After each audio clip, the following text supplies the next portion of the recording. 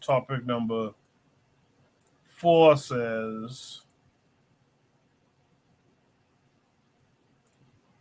what does this say about modern humans? So this came with a link, of course. I don't remember. Yeah, it's a YouTube link. Let's check it out, and then we'll discuss it.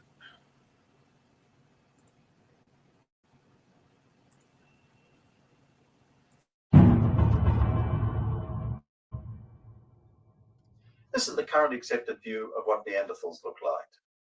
A bit hairier than us, and with a larger nose and thicker brow ridges. But apart from that, they're unquestionably human. In fact, it's been said that if you gave a Neanderthal a shave, a haircut, and dressed him up in a nice suit, he could easily attend Harvard, although he'd need rich parents. There's a couple of things wrong with this picture. First, it's not based on any sound archaeological evidence.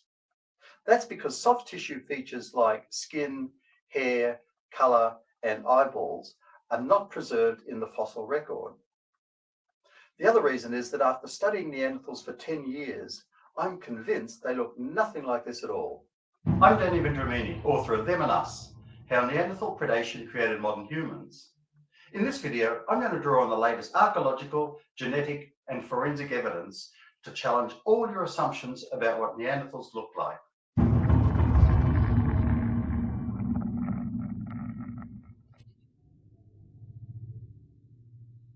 There's a reason why all these forensic reconstructions end up looking like humans, and it's got nothing to do with science. I think it's about anthropomorphism. That's our tendency to attribute human characteristics to other animals. It seems to be part of human nature. We assume that because we've got smooth skin, protruding noses, clear eye whites, and full lips, then Neanderthals did too.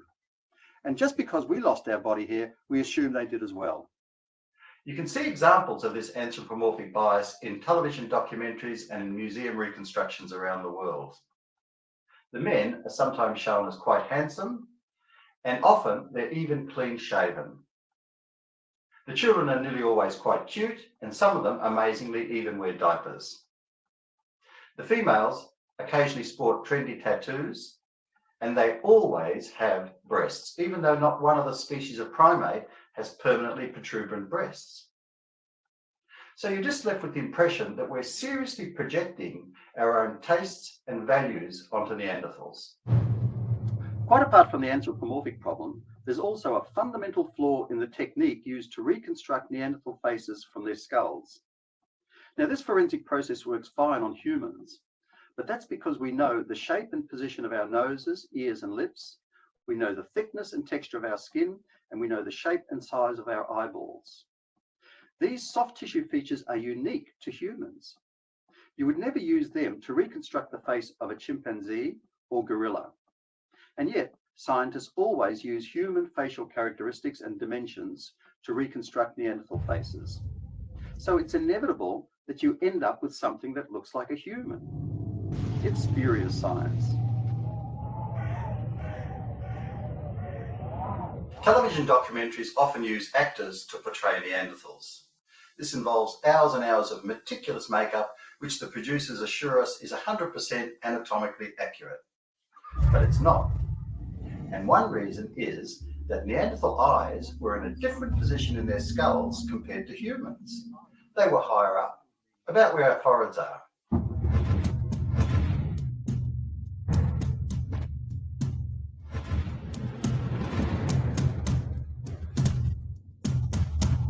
And judging by the size of their orbits or eye sockets, their eyes were also considerably larger as well. So if George Clooney ever had to play a Neanderthal, he'd need to have a serious facelift. And he'd need larger eyes as well. When you actually look at the hard evidence, you soon see that Neanderthal skulls and human skulls were fundamentally different. This is a Neanderthal skull. It's got a protruding face, large eye sockets, and very prominent brow ridges. Compare it to a human skull. It's quite different.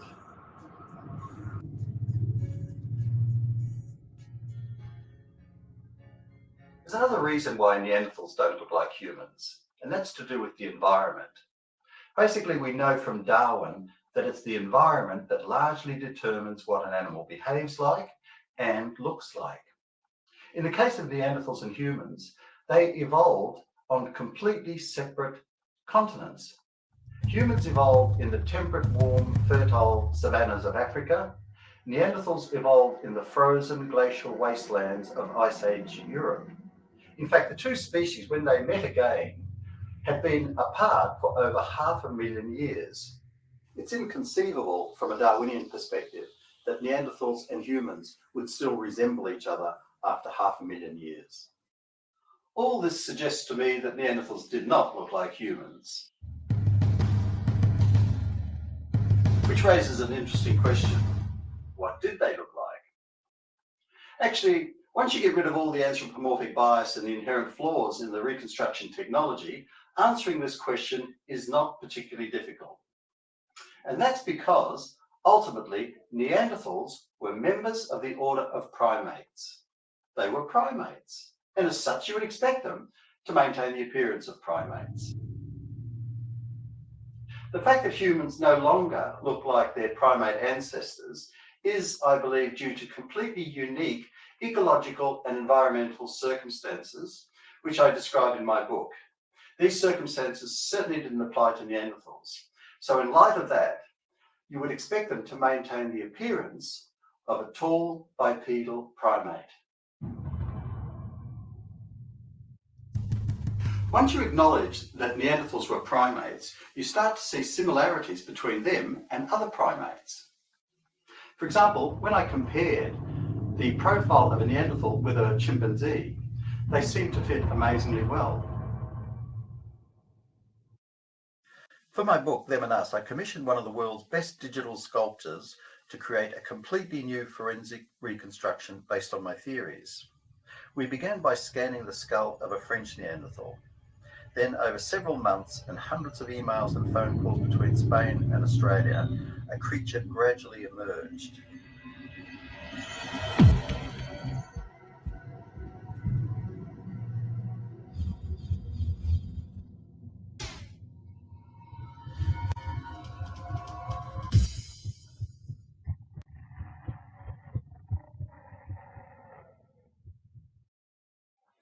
Now, saying that Neanderthals look like modern primates is an interesting clue, but it only goes so far. That's because modern primates come in all shapes and sizes. And there's a good reason for that. They've simply adapted to very specific regional, ecological, and environmental circumstances. And we would expect the same of Neanderthals.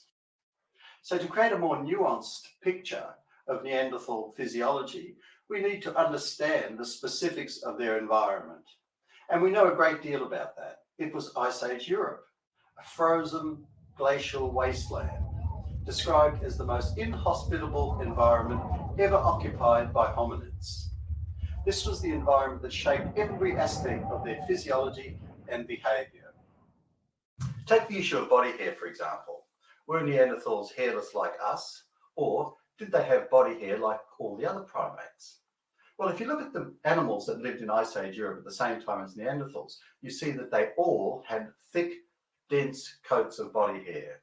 The mammoth, the woolly rhino, Eurasian cave lion, the cave bear, all had thick fur coats. And that makes sense as an ecological adaptation to the climate. So it makes sense that Neanderthals did too. In Africa, where humans evolved, there was a wide range of prey species that could be hunted. There was also an endless variety of edible plants, fruits, berries, nuts, fungi, and even shellfish. By comparison, in Ice Age Europe, where Neanderthals evolved, there were only about 5 or 6 edible plants. And those that did grow there were of such low nutritional value, they weren't worth the time and effort to harvest. This, I believe, forced Neanderthals to abandon their ancestral omnivore eat-anything diet that they acquired from Africa and adopt an exclusive carnivorous diet. In other words, they stopped being hunter-gatherers and became exclusive hunters. But this is where it gets interesting. The prey they were forced to hunt included some of the fiercest, largest, and certainly most dangerous animals on Earth. These animals raised the bar and forced Neanderthals to become adept hunters. My contention is that this transformed them over 500,000 years into the apex predator of Europe.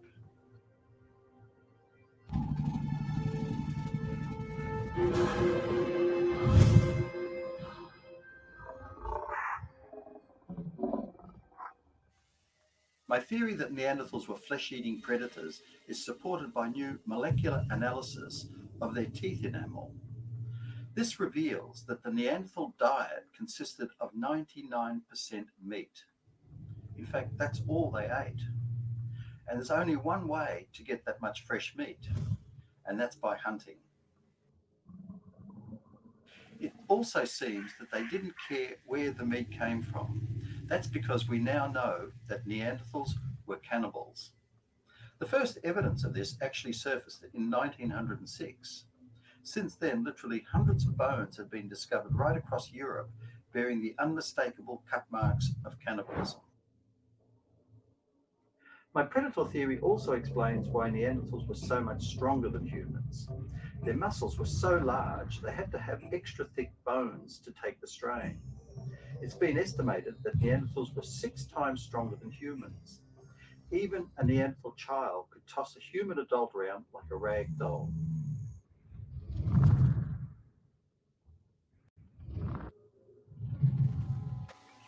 It also explains their extraordinary intelligence.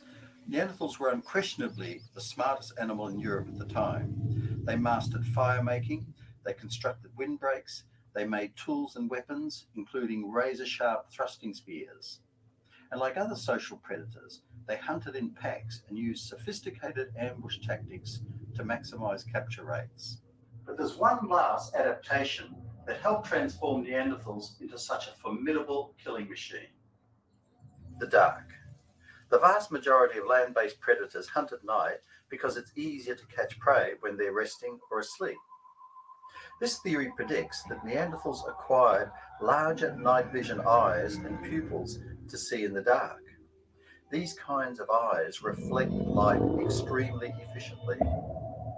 It would explain why Neanderthals had such enormous eye sockets.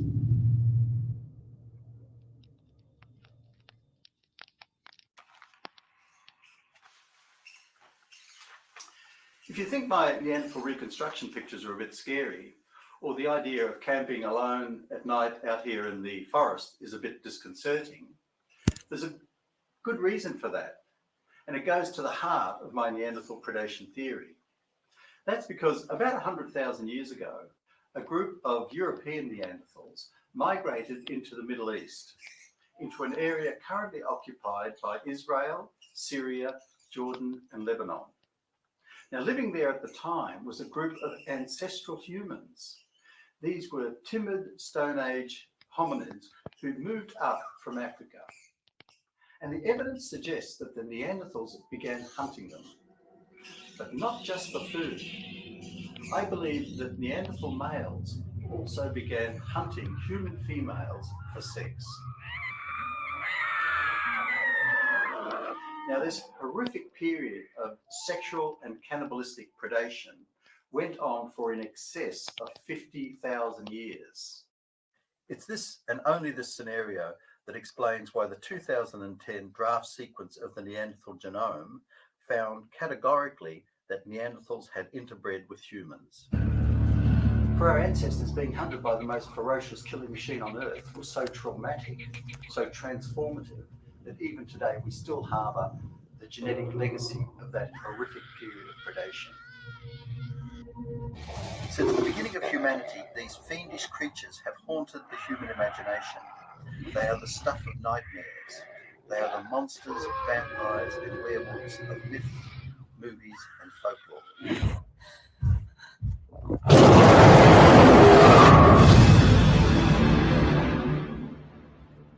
My research indicates that the only humans to survive were those born with modern human adaptations, things like high intelligence, creativity, language, and aggression.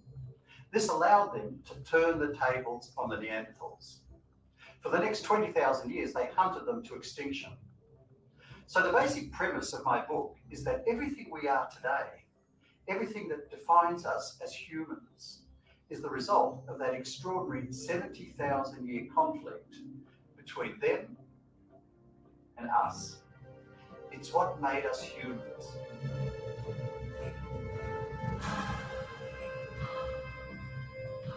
I'm Danny Vendramini. Thanks for watching. Check out the website.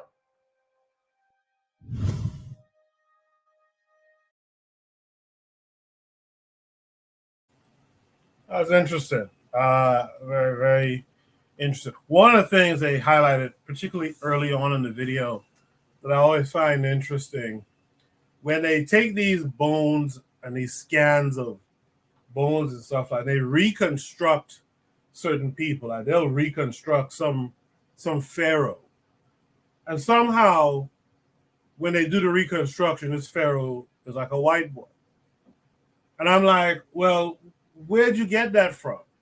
Right? There's nothing in the bone structure to tell you what hue this person was. Like, why is it you always choose that hue, right? That shade of person and stuff like that. So it's interesting that in the beginning of this video, they talk about the idea that, the mistake that's being made, which I can understand, is that if you go at it trying to apply human characteristics to these scan structures, right? Because these scan structures don't account for tissue layering and all that kind of stuff, then yeah, you're gonna go wrong. You're gonna make up, some image is kind of some image design that's basically wrong.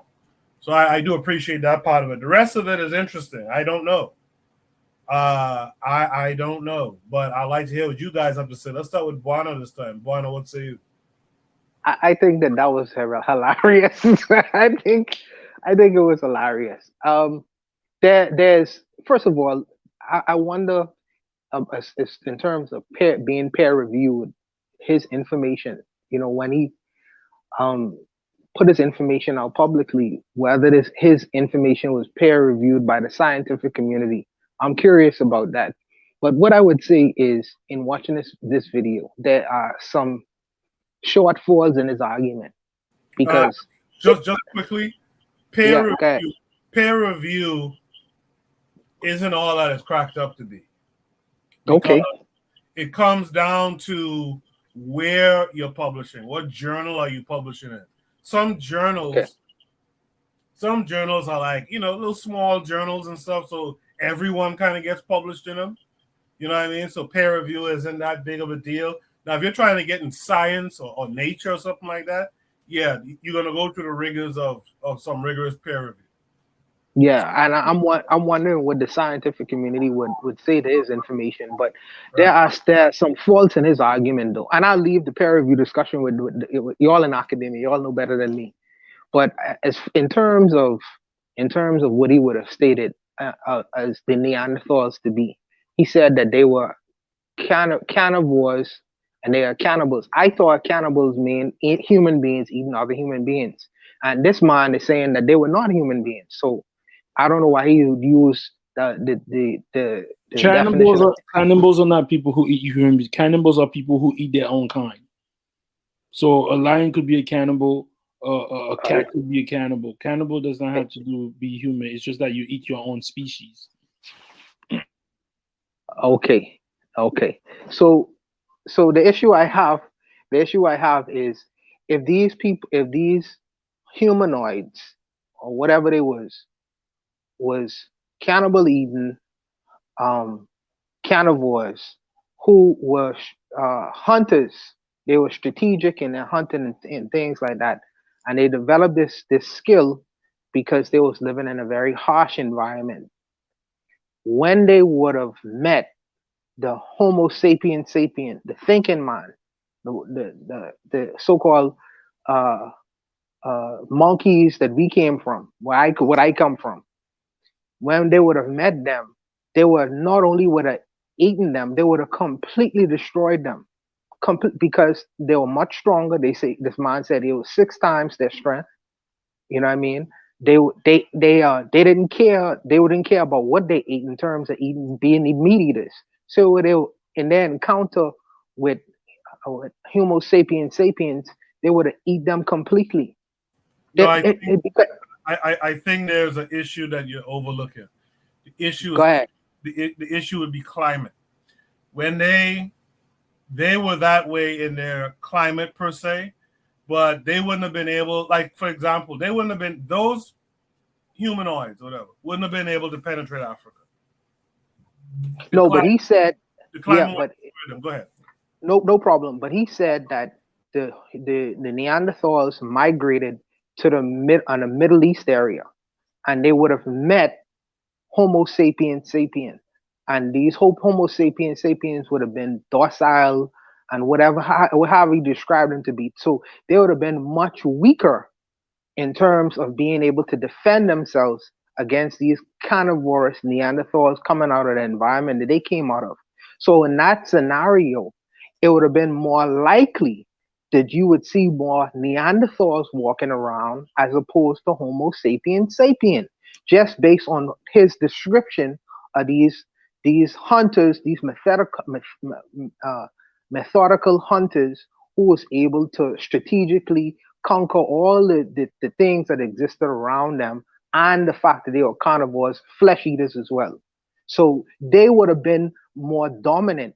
I don't understand. The jump is how the weaker Homo sapiens sapiens was able to dominate over the Neanderthals coming from their environment or where they would have come from, and the contrast of the Neanderthals, who was much stronger, who was much more strategic. They defeat the elephants, the bears, all the things that they would have counted in their specific area. So that the leap, that gap, I don't understand why the Homo sapiens sapiens would have won and the Neanderthals would have been extinguished. We don't see them anymore. No, That's I that. think the issue is he mentions that the Homo sapiens sapiens were in the Israel area of modern Yes. Israel area. Yes. That was a group of people. That's not all of the continent of Africa per se, right?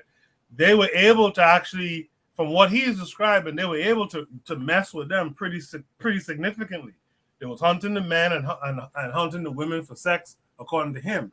But they weren't able to go and dominate the continent because, again, I think the limitation for them would be the environment. They wouldn't be able to take The other jump for me is, if why would you want to have sex with your food? You see, because if you say that you was fighting against the elephants, the tigers, the lions, or whatever in that particular area, and then you come down to a territory where you encounter these humanoids or whatever, your instinct would have been to eat them, not necessarily have sex with them. If when I put a chicken on my plate, the last thing I'm thinking is to have sex with the chicken that I'm eating. They're my food. That's my food. That's you as a rational. Maybe. Man. These savages was like, I'll fuck it and eat it too. Maybe. But I consider that to be a jump. But let's just say, for instance, let's just say that that's what in fact happened. They had sex with them and whatever. So at what point did the Neanderthals become decimated, and the human beings that is able to exist on this planet right now is Homo sapiens sapiens? So where did the Neanderthals go? That's the question I have. And because the scientific community, is how I understand it, and I'm knowing that there's people who are much more scientifically literate than me, but how I understand it is Homo sapiens sapiens mixed with the Neanderthals, and that's where you get more of the Europeans or whatever. But the Homo sapiens sapiens, the Africans, you would see the higher genetic gene or line, or however you would describe it to be, in terms of Africa and the Caribbean, etc. The black people of this earth. So I would like someone to explain to me how did this theory come into account in today's society? How do we get to this point right now? Because where did the Neanderthals go? So that's my question. Yeah, that's a part of what I've been trying to say. There's a couple of theories on that. One of them being that climate and climate change One of them being that the Homo sapiens sapiens did become more aggressive over time. One of it is that the Neanderthals were outcompeted, again, adding to this idea that the Homo sapiens sapiens defeated them. So there's a mix of things. That there's that the climate, general climate change, also the climate change that occurred when they migrated to certain parts like the Middle East, North Africa, before it became a desert and all that kind of stuff. So there's a lot of factors for potentially why they disappeared. That's what I'm trying to say. They was able to overrun those folks in the Israel area and steal their women and rape them and eat people and all that kind of stuff. But over time, they wouldn't have been able to go down in the continent proper and really take over the people like that. The climate was too much for them. Let's go to Tanzan. Tan, what say you to this? Yeah, and for me, every new information you have to really take it, with heaps of salt. But what I can say is it's funny how when Neanderthals are supposed to be nice, they're portrayed with the white skin, and when this guy is saying, "Oh, they're vicious, they're rapists, they're this, all that," suddenly, huh? They're dark as ever. Go ahead. Yep. Yeah. So now that they're suddenly, back to their old bad reputation, now they're dark and yeah. But in any case, whatever they looked like, whether it's true or not, like some of these things that we think we know will be disproved, 100 years from now. So we're simply working on the information that we have. But the information that we currently have right now, how it goes is that, non-African people who left Africa, they all got, a taste of the Neanderthal. But in terms of just behavioral wise, when Aguziki was saying, "Oh, why would I want to eat the same thing that I'm, the same thing that I'm hunting?" Like maybe some of the behaviors that got into humans when they left is something to do with that, because 70,000 years, if that's really the case, it could be more or less, but in any case, it was at least 30,000 years from different sources, 30,000 years of this constant, this siege of these creatures. However they looked like, whatever they looked like, we know that they were hideous, and that the skull itself, I can see, is very significantly different from a human being. Now, the face, I don't know, but the skull is definitely different from a human being. So, if they existed at the same time as humans, they must have been just these terrifying creatures to those humans who encountered them. And having to live with them for 30,000 plus years, that would have been an unending nightmare. So, it might count, because even if you look at some of these, habits of human beings, you don't find a lot. There are some, like this violence towards, excessive violence towards women, the R word, and, some of this cannibalistic and other aspects of it, those are traits that you find amongst, certain peoples. And, you're talking about, oh, you wouldn't eat the hunt or have sex with the thing that you're hunting. Well, you don't have to go too far away to see those kinds of behaviors where, people would actually sell their own biological daughters into servitude and slavery and worse, and still, some of them even, did that with their own daughters. So the depravity of human beings, you cannot look at Neanderthals and think, oh, they were just so much worse than, the modern humans, because you can see some of those behaviors reflected in their actions. This whole idea of, forced mating between people. But you just imagine what kind of, if they were these monsters, however they are, and they reproduced somehow, I don't know how, but they reproduced with the humans. Imagine that offspring, what it looked like, this half human, half Neanderthal, because now we're only seeing, creatures that are 3% or less. I think the highest is maybe 4 to 7% of that Neanderthal DNA. But imagine a 50%, a recent Neanderthal. That would have been quite a thing, that would have. And by the way, Bonahaguziki, also one of the ways, and Koku say this as well, is environmental.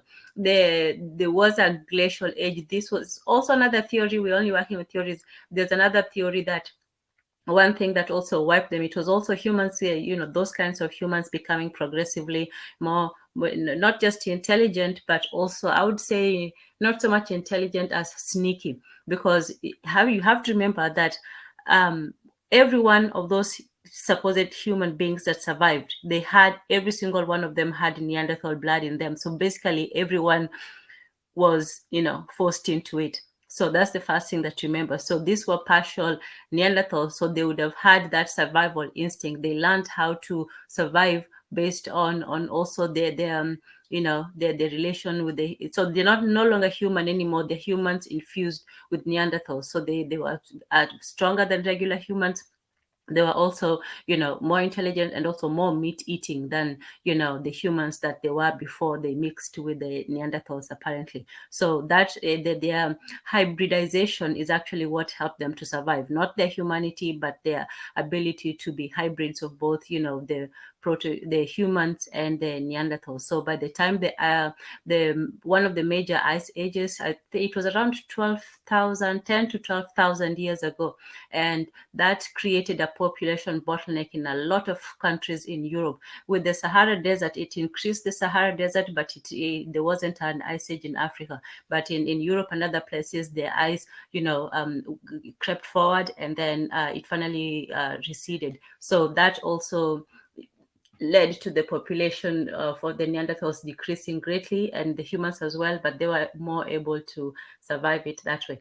So yeah, so in any case, I don't know about the physicality of them. That cannot really be, fully, accounted for. You're still working in the past, but some of those behavior, that forced breeding, that, meat eating, those kinds of, aggressive behaviors, I think we're all familiar, with them in modern times. So yeah. Thank you for that, Tan. I will say that that bone density thing is true. If you look at a Ukrainian today, even you look at the bones in their arms and stuff like that, they have very dense bones. So there's some truth to that. In the chat, Bakari says, Tanzan, if you look at our distant relative in Australia, you can see black people mixed with Neanderthal. So he's saying that's where you can find an example of that. Well, they pretty much wiped those folks out. So you have to go back and look at the archival pictures and you'll see those folks. Carl came back. Carl, what say you to this? I think it's an interesting. I was following the chat. I think it's an interesting story. I'm kind of familiar with human evolution somewhat. We do have a little bit of knowledge about Neanderthals and what they came from. How they were able to evolve. But one thing I think is important that Neanderthals lived in a ice age climate, so they were shorter than humans. They were more robust than humans. They were muscular because as a way to conserve their body heat. I don't know. It's just such a. I think Neanderthals mostly deal with Europeans. They have more Neanderthal DNA than we do as Africans. But I think it's interesting. What he's saying is how we anthropomorphize the Neanderthals and make them look more like us when they weren't. But Neanderthals weren't the only species of hominid on Earth at the time. They had Homo erectus. There's been many species of hominids that have existed, throughout history, but we're the only ones who survived to the present day. And that could be because of Homo sapiens intellect and our ability to work as a group together. So I think it's just an interesting thesis he's coming up with, but I do believe he's accurate in that we really make Neanderthals more human than they actually really were. But I do think they were close enough to humans where they could interbreed with us. So at some point, there was some closeness between the two species, and I wouldn't even want to say they're a separate species, or they're just a subspecies of human, just like we have dogs and wolves and foxes and other type of canines. They all still belong to the canine family, even though they can't interbreed with one another. They still have similarities. So I kind of look at Neanderthals being along the same pathway. So I'll pass the mic on that. No, I appreciate that. I think it is an interesting conversation, and low key, what the guy is trying to really say, low key, he's really trying to tell you the origins of this European. And when you see what the European does today, it links back to where they came from. That's really what he's trying to tell you here. He's trying to tell you that the European is a savage. But Bakari in the chat corrects me. He says the Aborigines of Australia are not wiped out. Okay, I stand corrected. I thought they did wipe out the Aborigines. And aren't the Aborigines the Tasmanian people? I thought they did wipe them out.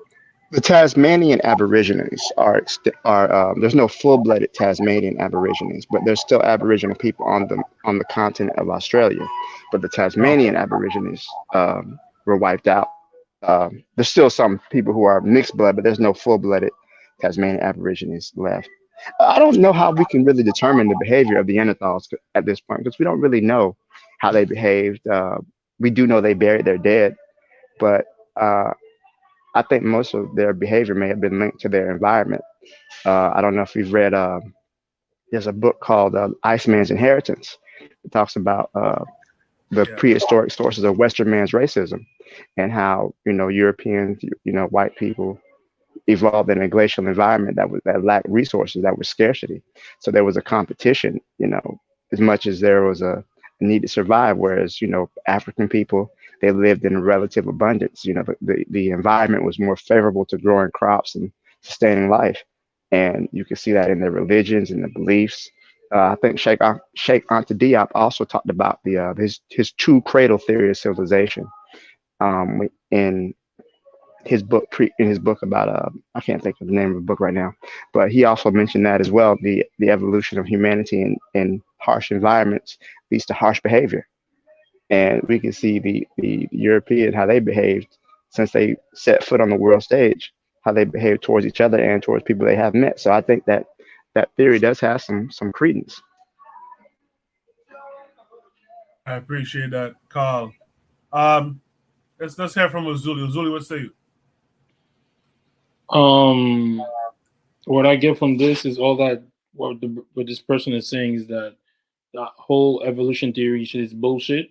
They're really talking about, he said that their skull matches the skull of gorillas and shit like that. Yo, all this shit we're talking about is theories. So this man, like he said, he might be talking about himself, about his peoples, where they come from.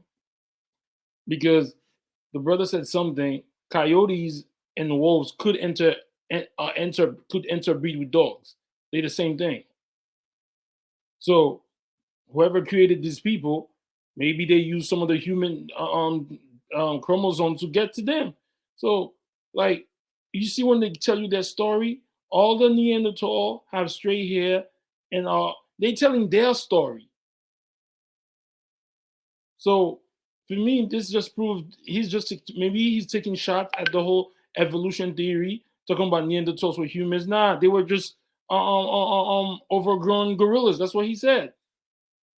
So, I mean, I don't believe in the evolution theory either way. So, because I wasn't there, and I know there's a lot of manipulation that's going on in the world and stuff like that. So, basically, what he's saying, all this ice theory, people got caught behind the ice theory. We've been living in this earth for like 1,000 years. I don't see no evolution from any other humans. We're still the same. Show me a human that was different from 1,000 years ago. The problem is we will never see evolution in our lifetime. But all of y'all want to believe, yeah, this shit is true. Now this man is saying that the Neanderthal were not really human, were primates, were just big gorillas or whatever, bigger gorillas, or related to them or something. This man is talking about his people. So is it? I don't even know what to say. All I could say is I know there's a crack in that evolution theory that he just said. But of course, nobody's gonna go back him up because they don't want they don't want you to know the truth. According to some Homo sapien, no, Homo sapien cannot be different species if human if they made it together. Just like a wolf could have babies with a dog, just like a tiger could have a baby with a lion. So I don't know, man. Like all this to me is just comic. It's just like people who want to create a reality and have me live by it. I don't believe none of them because I wasn't there. So this is what it is. There was a story a couple of months ago, maybe as soon as as recently as 2 months ago, perhaps 3. There was a story, I forget where it was, but there was an instance of like a coyote and some dog or something somewhere procreating. And I found it interesting that I forget where was it, China? I forget where it was, but they sent a task force in. Speaking of task force, they sent a task force in to wipe out any potential mates and stuff and there's a ecological reason too. It was damaging to the environment to have these hybrid species and stuff like that. The thing about evolution is that but Koku, not cool. They create those species because if you put a tiger in an environment with a lion and there's another tiger there, that tiger is going to gravitate towards the tiger. Yes. It will not gravitate towards the female lion because they do unconsciously or whatever how they were programmed, they know who to mate with. So that one that you were talking about is probably human forcing the shit to happen on purpose and destroying. That's what it is, man. Go ahead. Sorry. No, well, there's instances like you mentioned, lion and tigers. There's something called a liger, which is a cross of a lion and a tiger, right? These things do happen, and they do happen in nature, actually. No. The liger and the tiger, that never happened. That's a human thing. Tigers and lions don't live in the same habitat. Tigers are in the jungle. Lions are in the savannah. They don't meet. Tigers and lions do live in one place and it's together. That's India. That's the only place they exist together in India. But to your in India. Yeah. But to your point, there is an example of evolution we see every day that we don't really take accountability for. But you ever notice how certain drugs become resistant to antibodies over time? So that is an example of evolution. These antibodies that's not wiped out by penicillin or whatever drug, they have evolved a resistance to antibiotics. So that is a form of evolution that we see often that we don't really take accountability for. Show me that in a grand scale in humans, animals. Show me a dog that became something else. Show me a lion that became something else. You talking about that's what they said. Then you could say that. Then you could say the same thing with a roach. Once you start spraying them with the ray, and sometimes they build an immune to it. I guess that's what, if you want to say that's evolution. I guess okay. Show me that is evolution. It is evolution. Do you have a dog? Because if you have a dog is an example of evolution. Every domestic dog has a common ancestor, which is the wolf. That is not evolution, bro. That's exactly what that is. What do you mean? All dogs don't come from wolves, bro. I said all domesticated dogs have a common ancestor in the wolf. So you can chase back the evolutionary. No, it's continuing. It's continuing. It's continuing. But y'all be so bad. Y'all fought the same people that killed y'all and destroy y'all people. Y'all still want to carry on their reality. That's the crazy thing to me. You know what? The thing about science is that it's not a belief about science. Show me where the ancestors said a wolf turned to a dog. Show me that. Until then, I'm not gonna believe it. So you don't believe that the domesticated dog came from wolves? No, I don't. No, I don't. That's So what where they do you told think me. it came from? Maybe he was there before. They have the oldest dog in the world is the Zixo dog. It's a dog from the dog that represents Anubis. The dog that represents. Show me somewhere that the ancestors said that a hippo used to be a whale. You know that's what they say, right? Well, they said the whales and hippos have a common ancestor, and that's kind of what the way evolution. It's sort of like a tree. You have a common ancestor, and then it branches out from the different families. So dogs and bears have a common ancestor. Uh, Tigers and lions have a common ancestor. These horses and goats and all the other, bovine animals have a common ancestor. So over Shrimp millions and of years, they adapt to their environment. The common ancestor to me is the people who made them, who the force that made them. That's the common ancestor. I made a Who, lion. God? I guess if that's what we want to say, the creator, that's the common ancestor who created it. All this shit talking about a human came from this and that. You stop. It's been thousands of years. I've never seen an evolution on a micro level, macro level.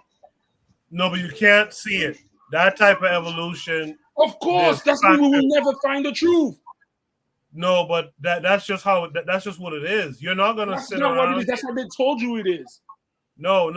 You're not gonna sit around here and see a creature because they're in an environment where it'll be advantageous to have wings. They're just gonna develop wings. Like bats didn't just have wings; they develop wings over time, right? It takes a long time for that to happen, right? But like Carl said, Carl brought up a great example. The antibiotic resistant microbes that are out there, that's an example of evolution. They have learned to create proteins and certain mechanisms that circumvent the penicillin and the broad spectrum antibiotics. That is an example of evolution, and you can force some evolution actually in simpler animals, so to speak, like the fruit fly. You could force fruit flies. In fact, there was an example we looked at. I think we looked at it on Shoot the Breeze, where you put fleas in a jar, and after 3 days or so, they'll learn not to ever jump past the height of that lid.